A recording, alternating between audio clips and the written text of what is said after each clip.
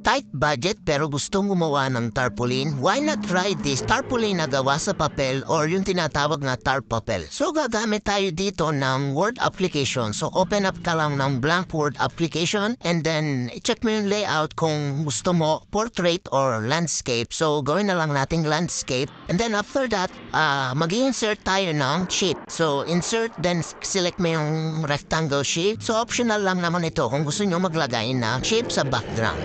And then next ay mag-insert ka naman ng image na gagawin mong tar papel. So yan, nasa back yung image. So ang gagawin natin, wrap text lang natin and per in front of text ang isa-select natin. So i-adjust lang natin siya para maging full screen. And that's it, ready na yung image natin. Go to file and print and click mo yung properties. Dito sa properties ng printer may makikita ka dyan multiple pages. So i-drop down mo lang yan and then i-select mo yung 1 by 2 by 2 pages. So yan, kung makikita mo, naging apat na portion siya. Meron din diyang option na 3 by 3 pages. Yung buong image ay naging 9 pages. But mag-stick lang tayo dun sa 2 by 2 pages. Then click mo yung print preview, click OK.